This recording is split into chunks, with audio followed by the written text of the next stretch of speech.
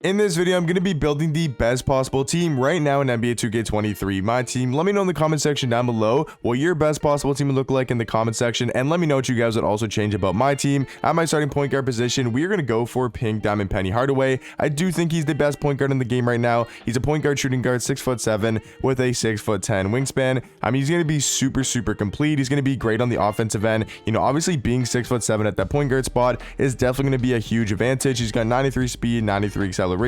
He's going to be a solid defender. He's got 93 ball handle, 93 speed with ball. He's even got Hall of Fame ankle breaker, dimer, clamp breaker, hyperdrive, killer combos, quick first step, which is going to be crucial to have on your point guard. Like quick first step and clamp breaker on Hall of Fame, I feel like you need to have on your point guard at least to be one of the best in the game. And then jump shot wise, I feel like he's got a decent jump shot and his movement is going to be very good, having that Penny Hardaway size up. So overall, like I said, I think Penny Hardaway going to be the best point guard in the game, so he is going to be at the starting point guard spot. Now for the starting shooting guard, I'm going to go for the Dark Matter Dr. J. I do think he's the best shooting guard in the game. I think you can maybe make an argument for Kobe Bryant or Ricky Davis as being the best point guards, but I feel like Dr. J for me, I mean, he's a Dark Matter, 20 Hall of Fame badges, 6'6", with a 6'11" wingspan. He's obviously going to have like damn near perfect stats, 93 ball, 95 mid-range, 96 speed, 96 acceleration. He's going to be great on the defensive end, 92 steal, 94 lateral, with a 94 perimeter defense as well. Like I said, the 20 Hall of Fame badges is going to be insane to have on a card in December.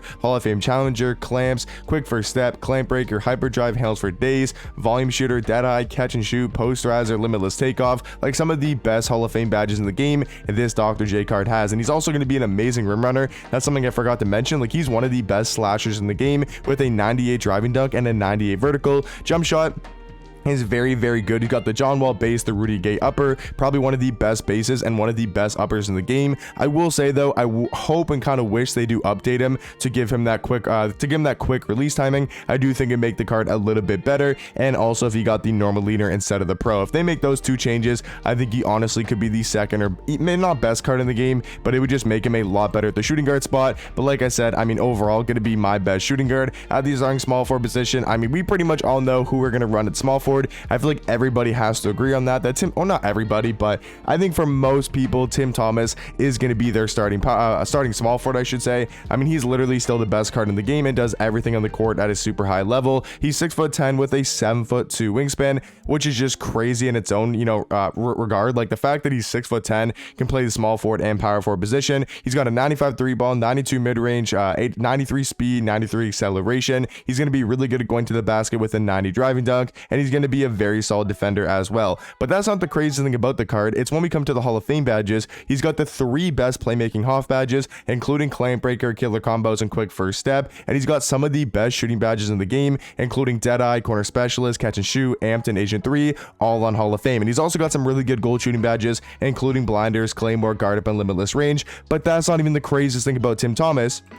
And so when we come to the animation screen, LaMelo Ball base is probably one of the best, if not the best bases in the game, and Trae Young upper is one of the best uppers in the game, and it's also going to be on that quick release timing, so super fast and very easy jump shot to green. But that's not even the crazy thing about the card. He's a 6'10" small forward, and he's got basically the best point guard sigs in the game, the John Wall scape, the Steve Francis size up, probably one of the best size ups in the game right now, and he's also got the MJ dribble style, the best dribble style. So I mean, Tim Thomas, a damn near perfect card, especially for coming out in November and still being the best card in December. So for me, Tim Thomas gonna be the starting small forward. Talking about the starting power forward, I mean, I'm gonna go with Pink Diamond Giannis. I think a lot of people would agree that he's the best power forward in the game. There's obviously some other positions we'll talk about, and for this team, I'm not counting 2 Dark Matters, and I'm not putting Larry Bird. So I'm picking Dr. J as my Dark Matter, which means I can't use Tim Duncan because nobody right now has Larry Bird. He is available, and I'm pretty sure Mini Coach and Splash are really close to getting the Dark Matter Larry Bird, but for now, I'm not going to count Tim Duncan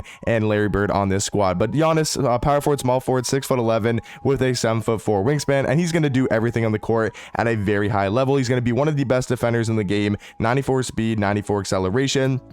And we all know Giannis just gets crazy animations, whether it's on the offensive or defensive end, just blocking shots out of nowhere, dunking on everybody, getting the craziest defensive animations. That's why Giannis is going to be one of the best cards in the game. He's also got the MJ dribble style and the normal leaner as well. So the card can actually move really nice for your power forward, having a 90 speed with ball and an 86 ball handle, also having that Hall of Fame clamp breaker and quick first step as well. So Giannis is going to be my starting power forward. And then to round off the starting lineup at the starting center position, I'm going to go for not who I think is is the best center in the game, but who I feel like fits the best starting lineup in the game next to a guy like Giannis and next to a guy like Tim Thomas. I'll just say it right now, I think Kareem is the better center than Kristaps, but pairing him alongside a guy like Giannis, I think if you were to go Kareem on the starting lineup, I feel like you're going to lack a little bit of three-point shooting. Yes, you have Tim Thomas, you have Dr. J to carry the offense, but I feel like you're going to lack a little bit of three-point shooting at the power forward and center position. Obviously, both these guys can still knock down threes, but I feel like the better pairing is going with a guy like Kristaps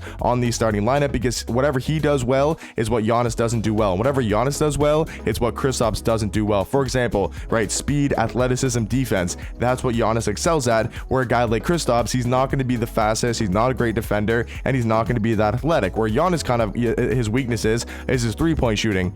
Kristaps' strength is his three-point shooting. So I feel like they complement each other really, really well. So yeah, guys, that's going to be my best starting lineup in the game right now. Now, talking about the bench, I feel like this backup point guard position, I feel like a lot of people are going to disagree, but for me, I'm going to go with the pink diamond Lonzo Ball. I think there's guys that are amazing like Magic, Gary Payton, John Wall, Russell Westbrook. All of those guys could definitely play over a guy like Lonzo, but for me, I just like Lonzo's defense. I know people are going to say right away, you know, Bron's quick first step, Bron's claim breaker. I understand that. It's definitely a weakness and definitely a big flaw for a card like Lonzo, but his defense, in my opinion, is just too nice to have. He's 6'6" with a 6'7" wingspan. He's going to be a great all-around defender, 92 steal, 93 lateral quickness with a 93 perimeter as well. He's also going to be super fast, 92 speed, 92 acceleration, and I do think he has a pretty decent jump shot with an 89 three ball. So for me, Lonzo Ball going to be the backup point guard. For the backup shooting guard, it's really between Ricky Davis and Kobe Bryant, which I think is a very close debate and can honestly go either way. For this team though, I'm going to go for the pink diamond Kobe Bryant, but I understand if people want to go Ricky Davis,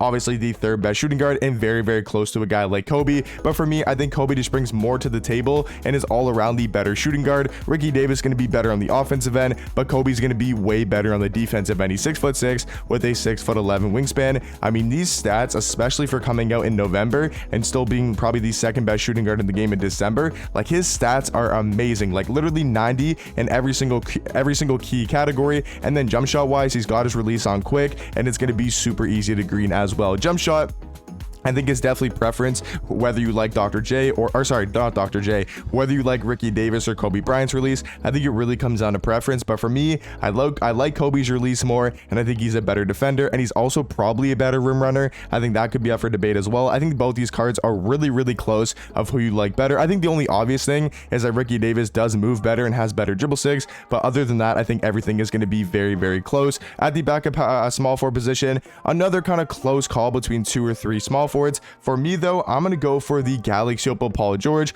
I do think he's slightly better than LeBron, even though I'm a massive LeBron fan. I love using LeBron cards. I think Paul George is just a tiny bit better, but like I said, if you want to go LeBron, obviously makes a lot of sense, and he's probably my next choice to go if Paul George wasn't available. But for me, like I said, I do think Paul George is just a little bit better, and the reason because I think he's just more of a complete card. LeBron, they're both the same on the defensive end, but I think why am I searching LeBron? I think Paul George is about the same as LeBron on the defensive end, but I feel like he's going to be a lot better on offense. He's a 6'9" small forward, power forward, 6'11" wingspan. He's going to be a great all-around defender, 94 steal, 94 lateral quickness with a 94 perimeter as well. Jump shot, I will say, is definitely a little bit slow, and one of the biggest flaws about the card is going to be a little bit too slow of a jump shot, but he does have a 93 three ball, 92 mid-range, 93 speed. He's going to be amazing at going to the rim, 95 driving dunk, 97 vertical. He does have 12 Hall of Fame badges, which is a little bit more than LeBron. He's got bully, posterizer, limitless takeoff, catch and shoot, deadeye, limitless range, quick first step, challenger, clamps, and gloves. So amazing Hall of Fame badges